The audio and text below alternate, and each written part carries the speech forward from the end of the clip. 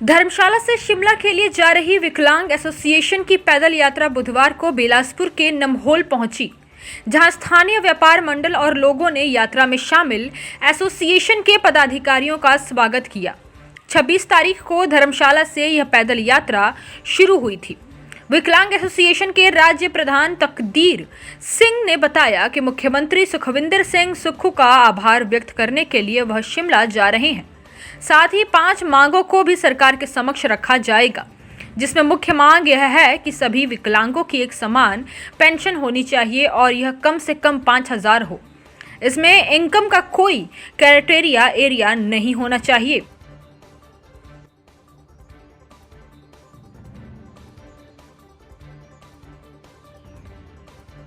सिंह है, मैं विकलांग एसोसिएशन का स्टेट प्रेसिडेंट हूँ और आज मैं यहाँ पे ननहोल गांव में पहुँचा हूँ।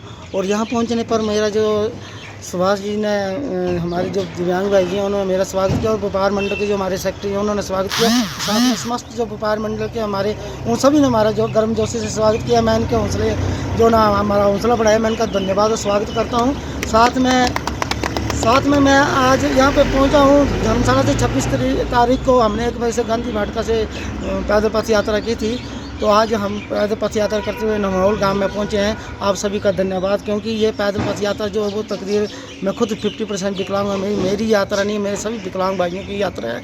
और मैं अपने शरीर को कष्ट देकर जो है माननीय मुख्यमंत्री को मुबारकबाद देने जा रहा हूँ।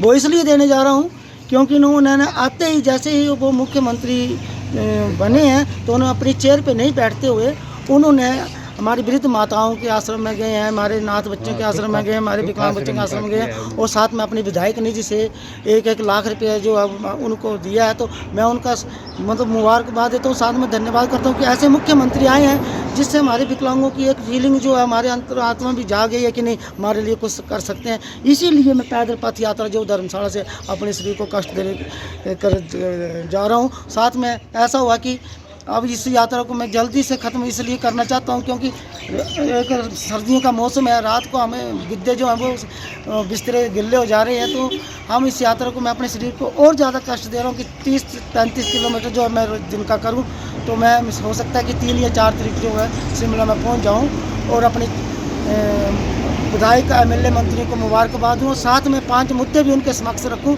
जो ज़रूरी हैं। मुद्दे तो हम 74 धाराओं के ऊपर काम करते हैं, लेकिन मेन मुद्दे जो वो 5 वो उनके समक्ष हैं।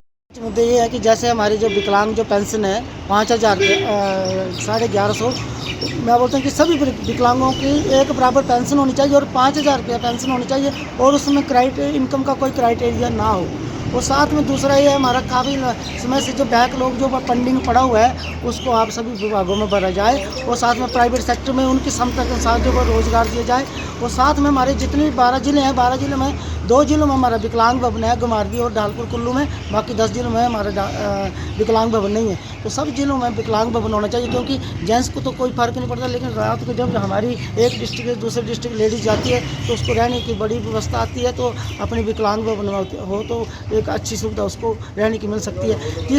चौथा पॉइंट हमारा ये है कि जैसे पूरे हिमाचल में तो IRDP और सस्ते राशनों जो डले हैं उनकी जाँच हो, क्योंकि पात्र लोग वहाँ पे रह जाते हैं, प्रधान के जो चहेते होते हैं वो वहाँ पे आते हैं और वहाँ पे पात्र लोगों को डाला जाए जिसमें विकलांग भी आते हैं। और एक पॉइंट हमारा और है जिसमें हमारे जो बोर्ड और निगम बनते हैं जिसमें हमारे विकलांगों को भी डाला जाए, ताकि हमारे विकलांग जो वो हमारी बात जो सरकार के समक्ष रख सकें, हमें इसमें सुविधा मिल सकें। क्योंकि जब हमारा कोई विकलांग ऊपर होगा तो हमारी बात जो है वो अच्छे तरीके से रख सकते हैं। बहुत हिमाचल प्लस न्यूज़ के लिए बिलासपुर से ब्यूरो रिपोर्ट।